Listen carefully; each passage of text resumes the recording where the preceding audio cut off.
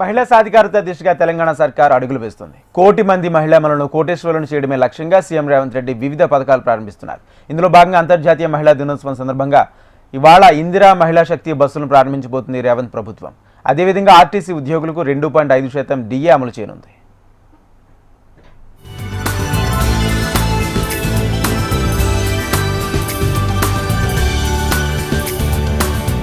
Telangana RTC ఉద్యోగులకు రేవంత్ రెడ్డి సర్కార్ మరో శుభవార్త తెలిపింది.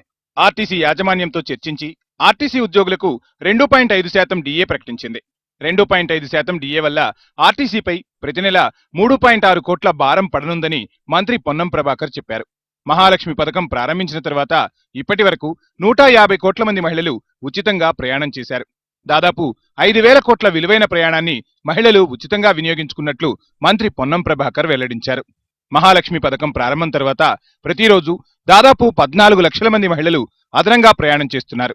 దీనివల్ల ఉద్యోగులపై పని ఒత్తిడి పెరిగింది. అయినా సిబ్బంది నిరంతరం శ్రమిస్తున్నారని మంత్రి పొన్నం ప్రభాకర్ అభినందించారు.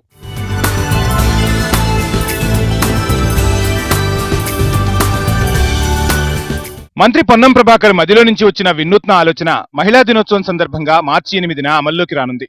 మహాలక్ష్మి పథకంతో మహిళా ప్రయాణికుల సంఖ్య అదనంగా పెరగడంతో ఆర్టీసీ బస్సుల డిమాండ్ పెరిగింది. దీంతో మహిళా సమైక్య సంఘాలతో అదనపు బస్సులు కొనిపించి ఆర్టీసీలో అద్దె ప్రాతిపదికన నడిపించేందుకు సర్కార్ సిద్ధమైంది. ఫలితంగా మహిళలు ఆదాయాన్ని సంపాదిస్తారని భావించిన మంత్రి పొన్నం ప్రభాకర్ పంచాయతీరాజ్, మహిళా శిశు సంక్షేమ శాఖ మంత్రి సీతక్కతో పాటు అధికారులతో పలుమార్లు చర్చించారు. దేశంలోనే ఏ రాష్ట్రంలో లేని విధంగా మొదటిసారి మహిళా సంఘాలతో ఆర్టీసీ బస్సులు అద్దె ప్రాతిపదికన నడిపించేందుకు తెలంగాణ సర్కార్ సిద్ధమైంది. ఆ బస్సులకు మహిళలను యజమానులు చేస్తూ మహిళా సాధికారత దిశగా తెలంగాణ సర్కార్ వడివడిగా అడుగులు వేస్తోంది.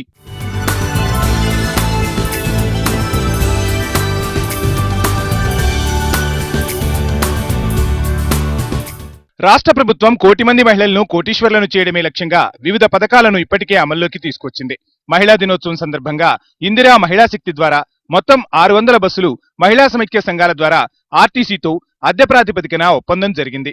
మొదటి దశలో శనివారం 150 బస్సులను ముఖ్యమంత్రి రేవంత్ రెడ్డి, మంత్రులు పొన్నం ప్రభాకర్, సీతక్క లాంఛనంగా ప్రారంభించనున్నారు. ఇందిరా మహిళా శక్తి బస్సులు మొదటి దశలో 150 మండలాల్లో ప్రతి మండలానికి ఒక మండల మహిళా సమైక్య సంఘం ద్వారా బస్సు ప్రారంభం కానుంది. పాత ఉమ్మడి జిల్లాలైన వరంగల్, ఖమ్మం, కరీంనగర్, మహబూబ్ నగర్ జిల్లాలను పైలట్ ప్రాజెక్టుగా ఎంపిక చేసి మహిళా సంఘాలను భాగస్వామ్యం చేశారు.